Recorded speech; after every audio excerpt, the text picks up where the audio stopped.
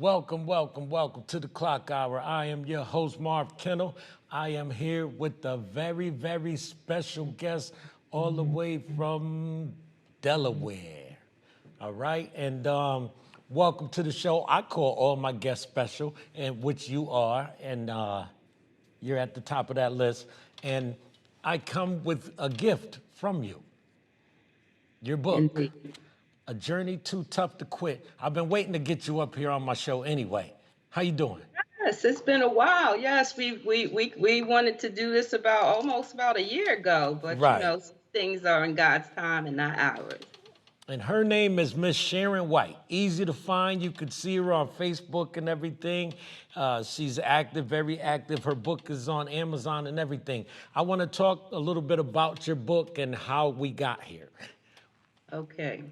Okay, I Oh, know you did a little bid. You did a bid. I shouldn't say little, but you did some time. yeah. How many years did you do? Well, almost 2 decades. So we can Woo! simplify that and take the number there. Right. Uh, yeah. So about almost 2 decades in the And you federal made it out. system. Hmm. And we're looking at you today. Yes. And this, That's good. how long did this take you to put together? About 2 years. Hmm. A Journey Too Tough to Quit. You know, I Yeah. started reading the book, and I get a little sidetracked sometimes, so I may end up all over the place. But something stuck out to me when you were talking about your mom. But I don't even want to go into that too deep. But you spoke about your mom and a friend of yours that I remember oh too well, and I just seen not too long ago. Mama. Right, right. Yeah, I young refer folk. to my aka Matilda Hall and Phyllis Hardy, aka Grandma, Right. as the glue um, that helped me along the journey. Two of the first women that I met, and as you know, 20 some years later, 23, 24 years later, we are still like glue. And even though we are in different states, um, that journey allowed us to have a bond that we refer to as family. So we didn't have our family on the outside, but we had what I refer to in the book as sisterhood on the inside. Right. And it's solid. It's And solid. and you know, I saw at one point they sent a handful of y'all to Virginia, Fluvanna, and, Yes. and I heard that was crazy. You know, I was reading what you were talking about it, uh, what you spoke about in the book about it, and but I had talked to a couple of people that was down there. So Right. y'all just didn't get along with them, or it was just oil and water. Well, yeah, that's what I described it as. What happened, the Bureau of Prisons was facing an overcrowded situation that's called mass incarceration. So they were trying to figure out ways um, to house women because the population of women had kind of ballooned out of control. So they didn't have enough federal prisons to house us. So someone in the Bureau of Prisons found a state prison in Virginia, and they had an empty building because it was a fairly new facility. So they had an empty building that they were not using. And so the Bureau of Prisons decided to send women supposedly sentenced in the surrounding states to that facility. So that's how I got pulled because my case was out of Virginia. So it was 228, it housed 228 or 225 women, federal inmates. So when they sent us there initially, we found out later on that the state women were told that we had things that they didn't have, Oh, like microwaves and better mattresses, and it was just a lot going on. So they didn't allow us to be together at first. right, So for us, it was foreign because it wasn't an open compound. We were used to being able to go outside and sit on a bench or just roam around and, come back when it was time for recall. right. So it was a whole different system for us. We had 20 minutes to eat, When you got to the dining hall, you had 20 minutes to eat, and they rushed you to eat and rushed you out. The food came through a slot. You didn't see who was serving it. Where in the federal system, it was like cafeteria style, right? Right. So it was a lot of transitions. The most unfortunate part was that a lot of women, when they couldn't fill up the beds, they pulled women as far as California and Texas. So they could not get visits because they didn't have family there. So there were a lot of things that caused Right. the, as described in the book, the riot, right? Right. And that was our, as unfortunate as it was, that was our ticket out. But the Bureau of Prisons, they didn't have anywhere to house us initially, so we had to wait. So they kept us kind of separated, and the only time you would see a state inmate would be in visitation. Okay. So that was wild. So I, as I describe in the book, once you right. become property of any system, you no longer have rights. So it's not where you want to go. If you want to go, you just go Right. and you just make it work. Right. I remember at one point um, it was very crowded. 250 at the camp. Some of the units had well over 100 when it was normally maybe 80 something or 90 something. Uh, so it was loaded. That was Yeah. early 2000s, right? That's when I got there, and they would take in areas like bus stops and Right. things of that nature that was not supposed to be used for housing, didn't have any windows or anything like that, and they were housing us in those places. So they were doing anything they could, whether it was legal or not, to make it work. Now, wait a minute. You said bus stop. What is a bus stop? For the Well, people that may not know. it's a separate room from the general housing area, and they had like these bunk beds, and they would house you in there when they didn't have space to put you in the general area. Okay. So they Yeah. opened those rooms up, which were rooms for other purposes. So they opened those up to house us. Like old When they, TV rooms and stuff. right, like when Yeah. they ran out of space. Yeah. Right. No, I Hmm. get it. Because a lot of people, there's terms like when y'all come on the show, there's terms that we use that people be like, well, what are they talking about? Only Right. kind of we know what you're talking about. But also, so let me ask you a question. What made you want to write a book? Um, while I was on the journey, as I said, this was my first time incarcerated, and there were a lot of things that I absolutely knew nothing about. But as things started unfolding, and I saw different women coming in there for various reasons from other countries, I said, you know what?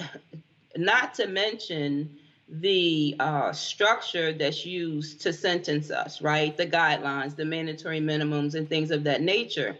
So I was exposed to, of course, to a world I knew nothing about. So as the time went on, more and more crazy stuff would happen, stuff that didn't make sense, like how they could sentence you without having factual evidence, drugs, money, or etc.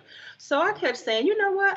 One day I would say this to my friends. The Bible says, call those things that be not as though they are, right? But I would say this to my friends. One day I have got to write a book about this. But in 2010, a friend of mine, Ivy, she taught a class called Right to Heal. And she wanted me to take the class because she said, Sharon, you're always talking about writing a book. So Right. when I took that class, I started journaling Uh-huh.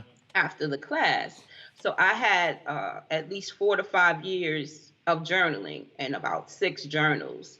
So I kept saying, and I knew there was a message that needed to be told, not just to talk about a prison system, but to talk about lives, right? Right. Talk about survival, talk about how do you even hold on when you're faced with these scenarios. So it was during COVID, and I was home alone, and the spirit kept saying, tell your story for years, tell your story, tell your Right. story.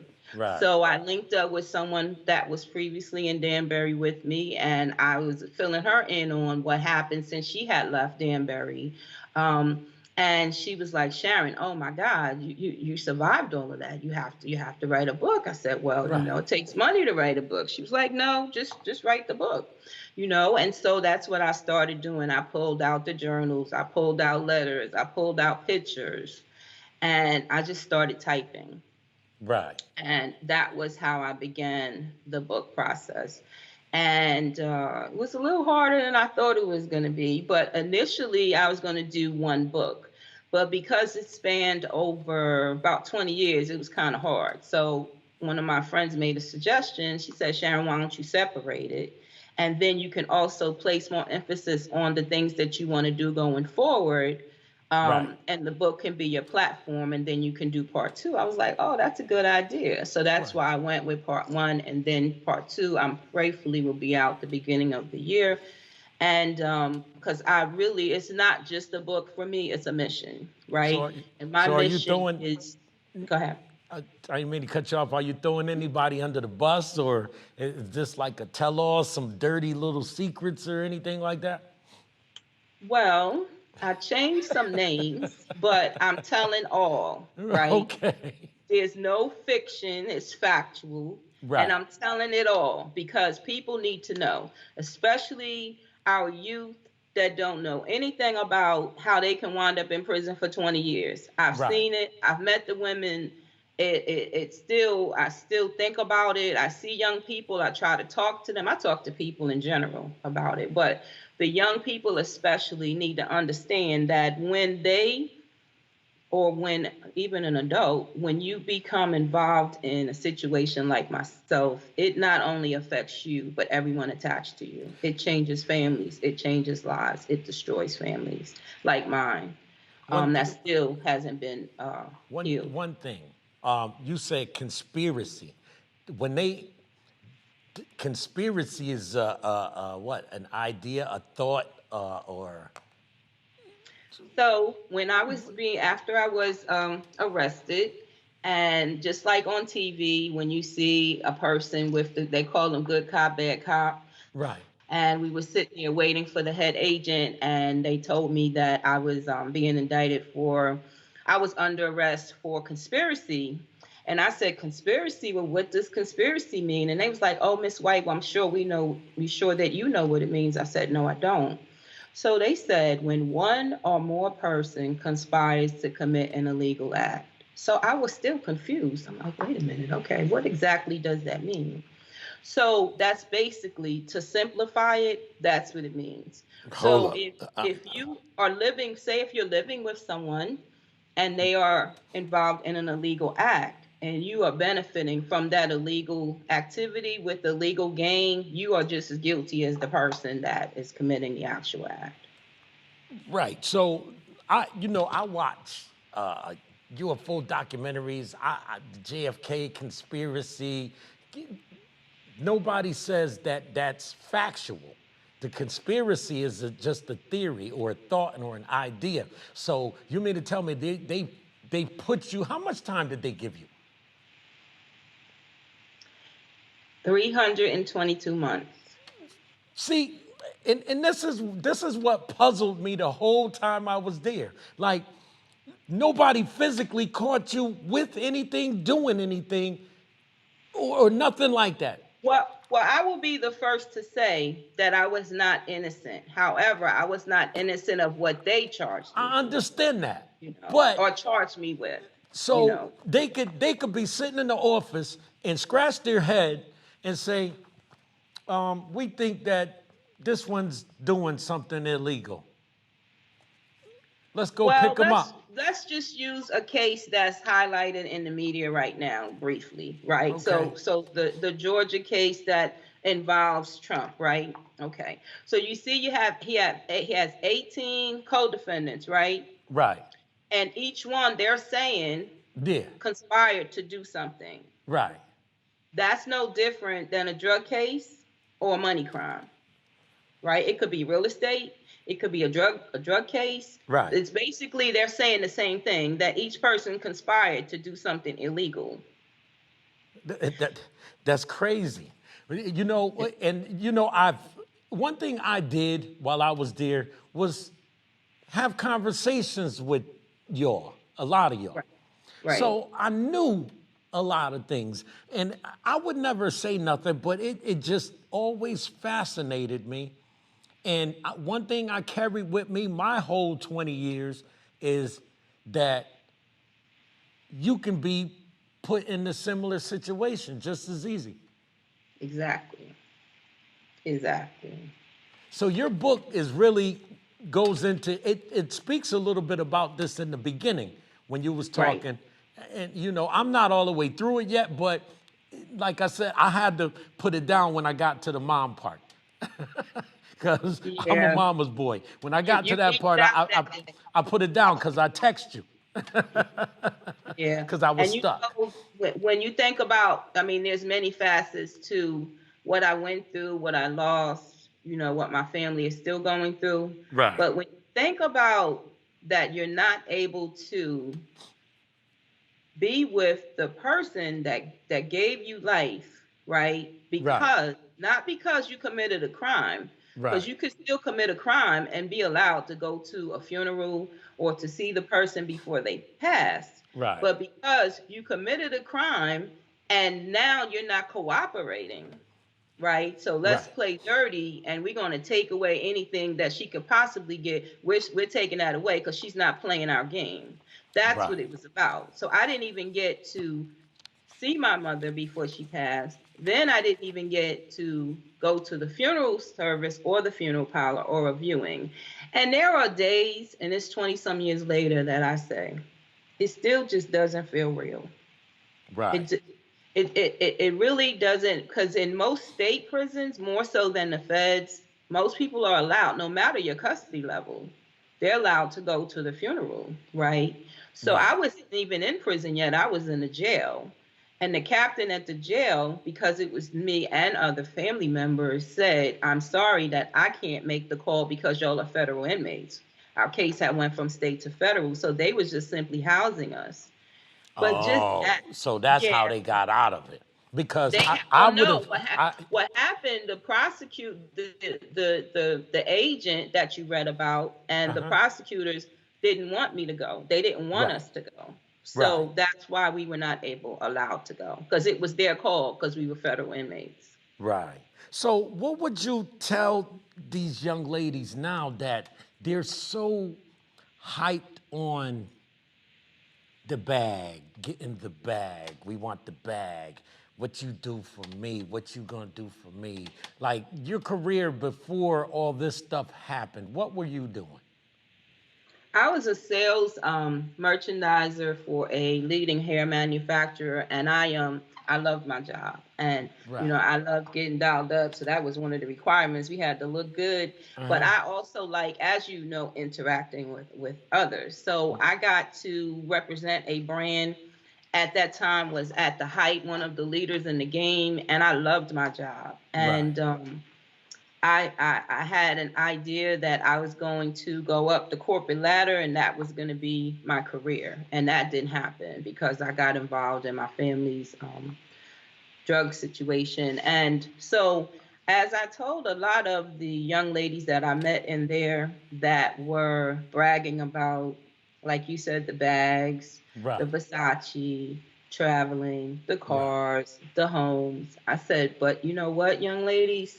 But what do you have now? And chances are someone else is raising your children if you have children, because someone else had to help raise my youngest son. And when you go home, more than likely, after you serve this 10, 15, 20 years or more, you're not going to have any of that. Right. Right. So is it really worth it? And Is it worth it? And that's a big resounding no. It's I not. get It it. is. I get it. But that wasn't something that what you got into wasn't something you necessarily chose. Right. You Right. fell up into it. I thought that I could fix a situation, and I got in it, and I thought that I didn't really have to be involved other than one facet of it, and it was a year and 4 months. So a year and 4 months, 20 some years of my life just changed, and my family. So is it worth it? No. Right. And No. you said they pulled out helicopters and everything. And I was reading helicopters and everything like you was the big kingpin or something. And see that's the difference in a Virginia versus a New York, Right. right? You know, I'm from New York, right? But I was Right. down in Virginia. So in New York, that would have never happened, right? Okay. I mean, they come for the Gaudis and stuff like that. They're not coming for anybody else like that. So I didn't even want to put that in the book. And there were a lot of things that I didn't want to put in the book. And But I got convicted about it. And then one day I said, you know what? I talked to several people about it, and they said, Sharon, if you are writing this book to save others and to help change a system, right? right. The justice system, Right. incarceration system, you have to tell the whole truth, Right. because the one thing you leave out may be the one thing that could save another. They may be reading the book, and if they relate to something in there, or they may know someone that they can talk to about it, would be the one main thing that could save another. So I just had to be raw, and I cried. There were days that I cried. I stopped typing. I closed shut the Right. computer off. I said, I can't do it. I said, this is embarrassing. I don't want everybody to know my It's it's business. it's I not thought about my embarrassing. church family. I thought about It's everything. important.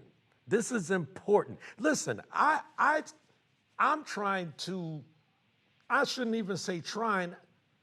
I'm giving you my platform to speak your piece. Right. So I brought my book with me so they know, like, listen, this is real. This is not no fabricated tale. This is a real book. And the journey that you take us on in this is important because everybody thinks they has the answers. Oh, I'm just that swift over here. Oh, it ain't like that now. That's old school.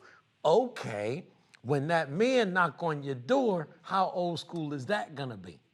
And they're killing Guess each what? other out here. There isn't anything you have that can hold that door. Right? Right, They coming.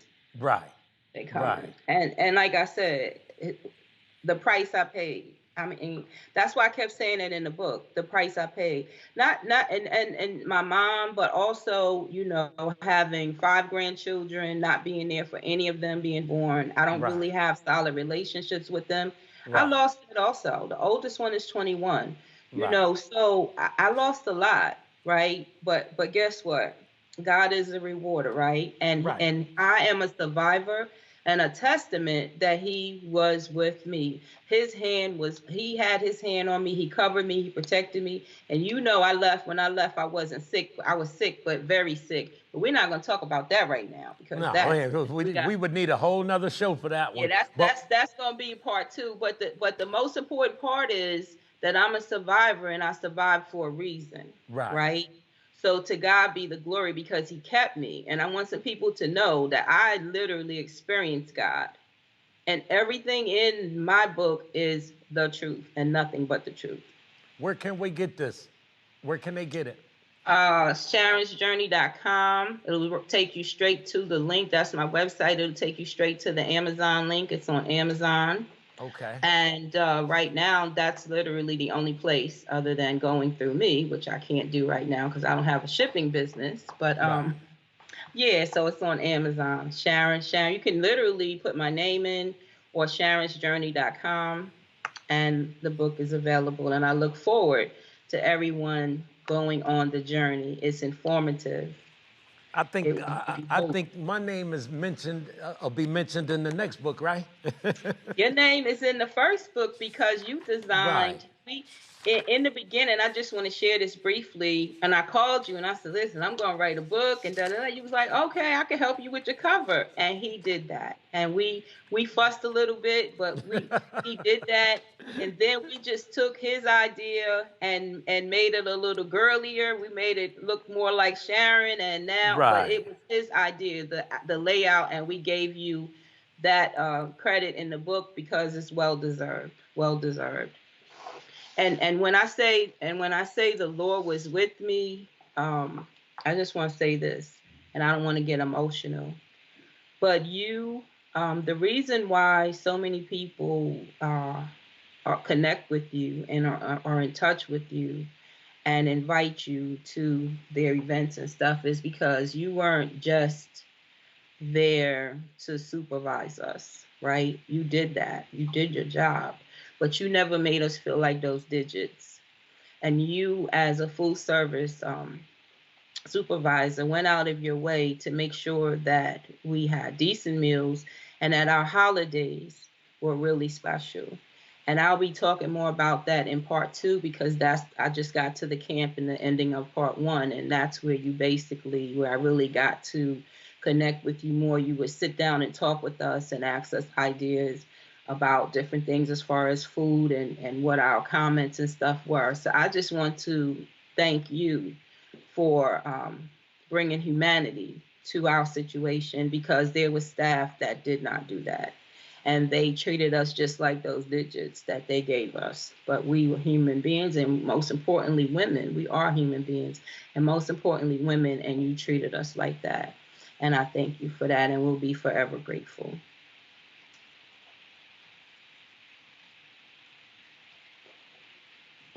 People, and you got to send me those contact informations, those links to those to get the book and everything, and we're gonna promote this book. And I appreciate mine. I'm Thank still reading you. because I'm slow, It's so SharonsJourney.com. I'm glad you're reading it. yeah, That I'm makes reading me feel it. good. I So didn't know you could sit still long enough to read. see, thanks for coming on. Thank you. When God you get bless. ready for the other book, we'll get you on this one, get you on the show again, and keep it pushing. And you got Thank my you. support.